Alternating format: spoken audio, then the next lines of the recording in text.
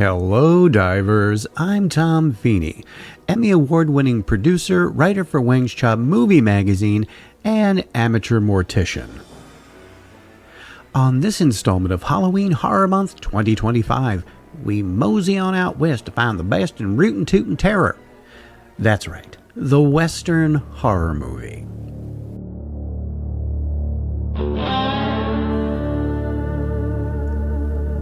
The time period known as the Old West is commonly believed to have taken place between 1865 and 1900. The completion of the first transcontinental railroad following the Civil War began to open up vast swaths of the western United States to settlement and economic development. Settlers from the east poured across the Mississippi to mine, farm, and ranch. Former slaves from the deep south traveled west looking for places where they could plant roots and prosper. But it wasn't without hardships.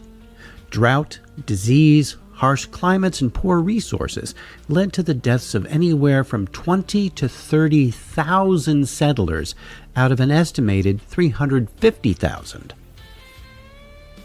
The massive influx of people also led to conflict with the peoples indigenous to the region. Bloody clashes between settlers, soldiers, and Native Americans. There's no way to truly know how many on both sides were killed. On May 10, 1869, the railroad officially opened for passengers. This allowed for more food, building materials, and other needed goods to be transported from east to west. This led to the rise of the frontier town, which has been the centerpiece of many a Western film. So, when was the first Western? That genre of film has been around as long as film itself. Not only that, but the first Western films were made as the so-called Old West era was just ending. There were a few proto-westerns, short films such as 1899's Kidnapped by Indians by Mitchell and Kenyon over in Britain, and A Brush Between Cowboys and Indians made the following year by Thomas Edison. But it is a widely held view that Edwin S. Porter's 1903 film The Great Train Robbery is the first true Western film ever made, establishing foundational elements of the genre through its narrative, editing techniques, and on-location shooting. The film's success and innovations were so significant that it is considered a landmark in cinema history and a precursor to the commercial and artistic development of the Western genre. It has, as the title suggests, bandits staging a train robbery and then being chased by a posse who ultimately catch the outlaws. You may have even seen the classic shot of a gunslinger firing directly into the camera. That scene is used often when showing the history of motion pictures. While the popularity of the Western film has waxed and waned over the past century and a quarter, there are still fine examples of the genre being made today. But we are here to discuss the sub-genre known as Western horror. While not nearly as prevalent as the more traditional types of frontier-based film, there are some particularly notable entries. So get yourself some beans, some bison jerky, and a piping hot cup of cowboy coffee and join me as we look at some highlights and lowlights of Western horror movies. And just as there had to be a first Western, there had to be a first Western horror movie. That distinct honor goes to the 1959 film, Curse of the Undead.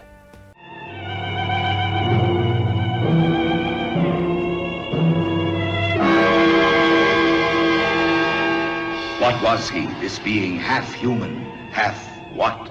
Appearing out of the nightmare darkness. Evil his face, evil his deeds.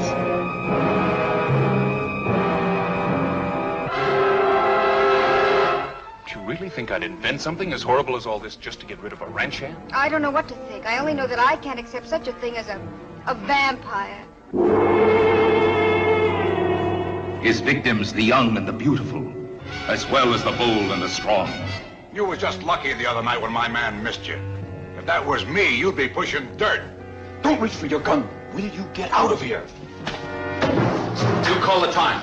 Are they doomed, all who oppose him? Drake! Can nothing human stop him? I hit him. I know I hit him. If I can't do it now with your consent, I'll go into Banning and get a court order. But I'm going to open those coffins. See you dead first! Now get out!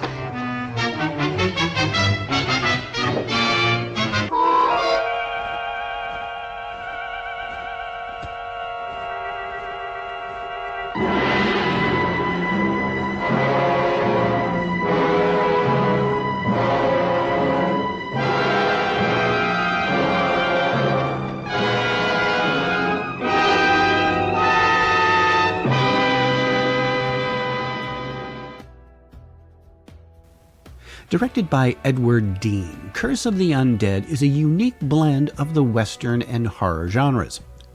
Set in the Old West, the film follows a small frontier town terrorized by a mysterious gunslinger known as the Vampire, who has risen from the grave with a thirst for blood.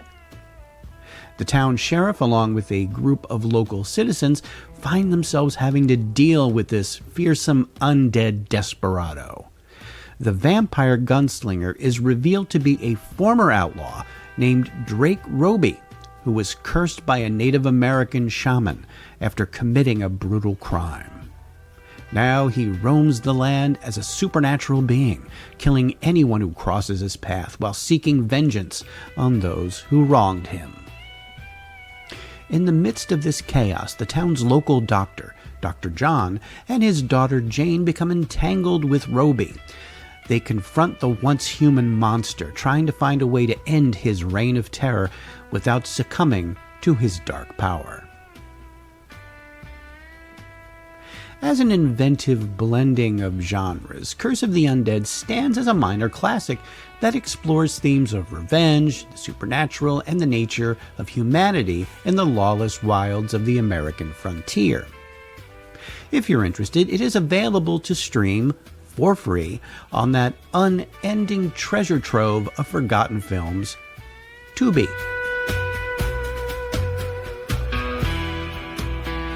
Next, we take a look at a pair of films that were released in the same year, from the same director, that have similar titles, and are both pretty terrible.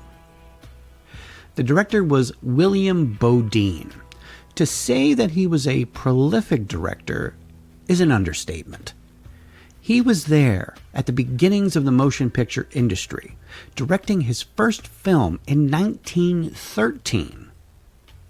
By the time of his death in 1970, he had directed a staggering 179 feature films.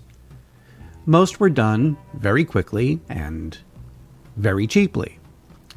The two films we're featuring here were his last. And the first of these is the 1966 Western horror film, Billy the Kid versus Dracula. When travel by stage was dangerous because of vengeful renegade Indians, a massive, mysterious bat terrorized the pioneers of the West. When the vampire takes a mate, he turns the one he chooses into one of the living dead like himself. There's something spooky about all this. Something I don't understand, but I'm gonna find out. Don't be afraid, my child. I chose you for my mate. Tomorrow you'll become one of the undead, as I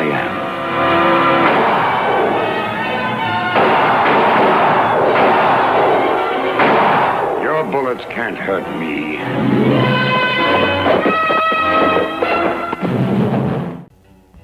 Billy the Kid vs. Dracula is a somewhat campy and offbeat fusion of Western and horror.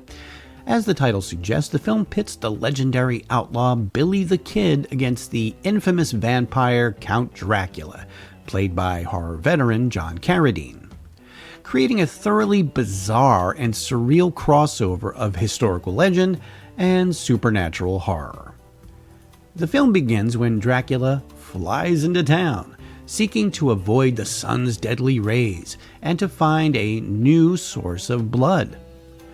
Disguised as a wealthy aristocrat, Dracula comes to the town and soon targets a young woman named Betty as his next vampire bride.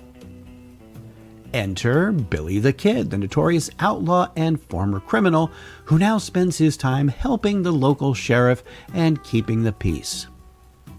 When Betty is abducted by Dracula, Billy teams up with a group of townsfolk to rescue her from the vampire's clutches. It's all pretty silly. The low-budget special effects, the over-the-top acting, and the really crazy premise contribute to its cult status. It's not good, but it's a quirky and fairly enjoyable B-movie for fans of both westerns and campy horror. It is available for free to watch on YouTube as of this recording. Oh, but we're not done. As I said, there are two. Also in 1966, at literally the same time, came the release of William Bodine's other Western horror film, Jesse James Meets Frankenstein's Daughter. That's right. Two movies, similar titles, same director, released at the same time.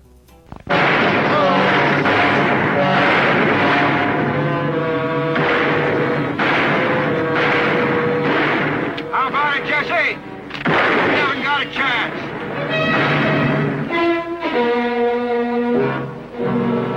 We hold the secret of life. He wanted to save a friend. She wanted a world of obedient killer zombies. Jesse James will kill us for what you are doing.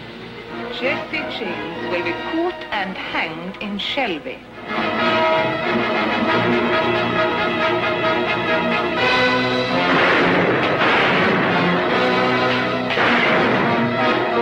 Her fiendish Frankenstein monster stalks the West's most fearless outlaw.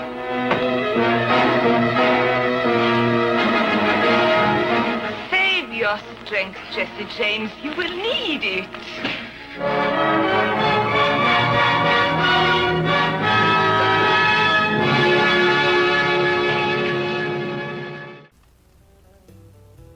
Once again, we have a low-budget, campy film that stitches, pun intended, Western and horror genres in a wildly weird way.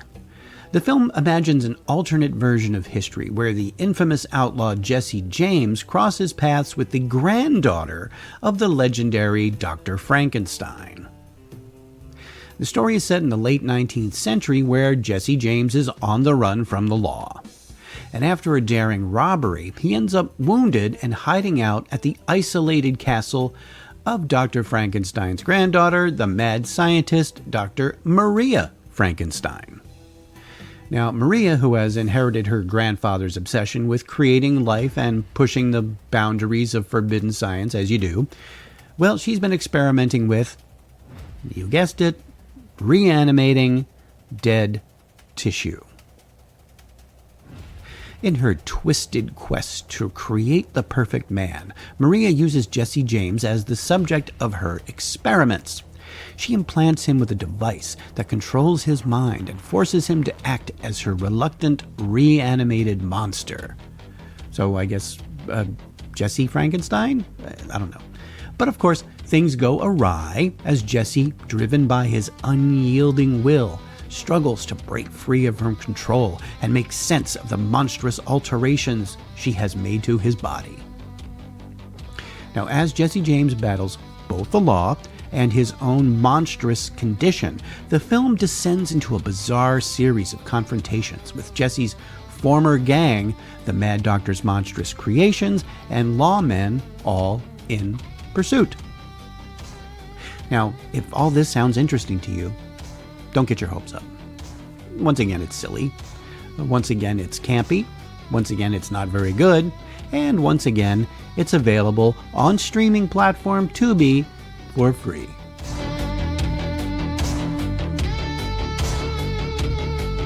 Now, for a change of tone likely to give anyone a case of whiplash, our next Western horror film is definitely not for the kiddies. It's gruesome, grisly, and very, very nasty. If you've got a strong stomach, maybe you can hack it watching Bone Tomahawk. Good evening. In civilized towns, you look a man direct in the face when you talk to him. This isn't comfortable. Well, it's not supposed to be. Here's a situation. Serious. Mrs. O'Dwyer was abducted. She is my everything, and those savages have got her. God knows what they're doing to her. And every second that we delay. You know who did this? I don't have a name. How many of them do you think there are? It won't matter. You have no chance against any number of them. I'm coming with you. No, I need you here. And this is what the backup's for, to help an emergency, not stay back. I'm coming. We're making a 5-day journey in 3 days, riding along and sleeping the bare minimum. I don't know what's west of here. No cattle trail or anything else goes in that direction. If our horses die before we get there, or we go into hostile territory, weak and foggy with exhaustion, we won't rescue anybody. Don't be scared. I am a friend. You aren't. Damn you! You had no cause. If you want to question my morals, do it later. Bless us, O Lord, and these thy gifts, which we are about to receive. Ambush!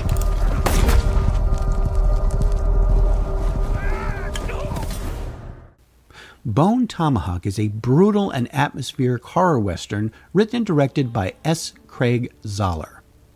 The story is set in the 1890s and follows a small-town sheriff, played by veteran actor Kurt Russell, and his posse as they embark on an ill-fated rescue mission into an uncharted wilderness inhabited by a tribe of savage, cannibalistic natives referred to as troglodytes. Their journey takes them far beyond the frontier and deep into hostile territory, where they eventually encounter a nightmarish inbred tribe that lives in isolation. They engage in ritualistic killings and practice cannibalism. As the rescuers are hunted, wounded, and picked off, the film shifts from slow-burn western to full-blown horror, culminating in a disturbing and savagely bloody climax. Featuring stark cinematography, an unsettling score, and a standout cast, Bone Tomahawk has earned critical acclaim as well as a cult following for its uncompromising vision and genre-blending ambition. If you're not squeamish, this is one you should definitely seek out. It can be streamed for free, once again, on Tubi, but also Pluto TV and the Roku channel.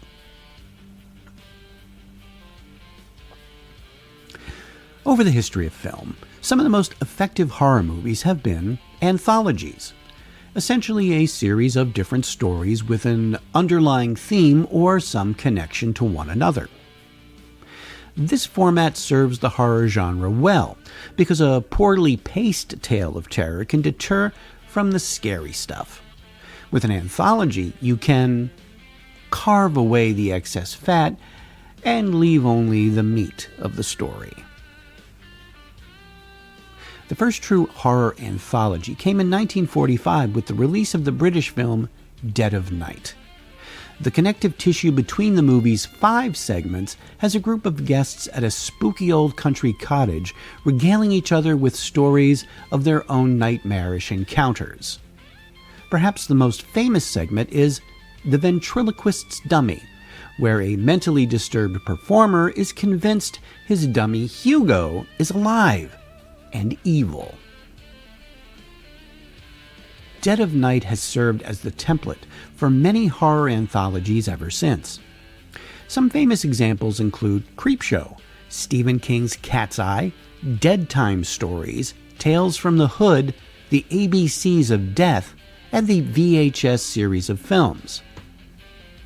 And that brings us to the only Western-themed horror anthology to make its way to theater screens, 1990's Grim Prairie Tales. I'm gonna tell you a story that'll stick to you like an eyeball to a cactus needle. There is a grim menace in the West, stalking the weary traveler. Who are you? Its name is Terror. I know a story. From a deadly Indian ritual I can't understand. to backwoods justice. People, there are bad people in the world. Fear rides the range. You're not the weak-hearted sort, are you? From a beautiful demon I know you're not gonna hurt me. I didn't expect that. to a gunfighter's deadly dream. Goodbye. One bullet. I like it. Horror roams the wilderness. Feel the fear. Yours was a right one. In an all too wild west. Grim Prairie Tales, starring James Earl Jones, Brad Dourif, and William Atherton. It's disgusting. It's just sick. Where did you dredge up a story like that? You liked it. Grim Prairie Tales. Grim Prairie Tales was written and directed by Wayne Coe. It stars legendary actor and Sith Lord James Earl Jones and the voice of Chucky, Brad Dourif, as two travelers who meet by chance on the desolate frontier and pass the night by swapping macabre stories around a campfire. James Earl Jones plays Morrison, a grizzled gun-toting bounty hunter. Brad Dourif is Farley Deeds, a mild-mannered clerk journeying west to join his wife. Their paths cross at a lonely campsite. The two pass the long night telling each other strange and disturbing tales, each revealing more about their characters and fears. The film unfolds through four distinct tales. The first, a traveling man encounters the restless spirit of a Native American that he wronged. Second, a story of guilt involving a newlywed man haunted by a shocking act of cowardice on the frontier. Next, a twisted morality play where a cruel landowner's abuse of power leads to a bizarre, supernatural punishment. And finally, a grim story of obsession and madness in which a woman's faith in her husband's return twists into something terrifying. As dawn approaches, the stories take on a personal resonance, and the tension between Morrison and Deeds mounts, suggesting that the night's eerie fables may be more than just campfire stories. Grim Prairie Tales is indeed a rare genre hybrid, part horror, part western, part morality play, that explores the darker corners of frontier folklore. Now, despite being a film that actually had a theatrical release in 1990, Grim Prairie Tales can't be found on the usual streaming services. It can, however, be seen on YouTube for the low price of free. The film is more than worth the price of admission.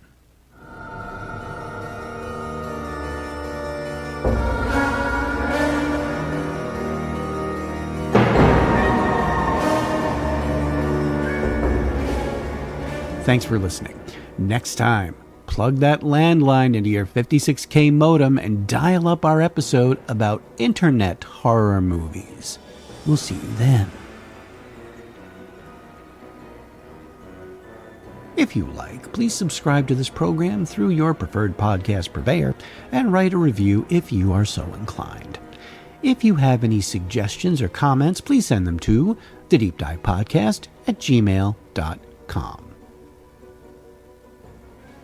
All clips used in this podcast are meant for educational purposes only and not to infringe on existing copyrights.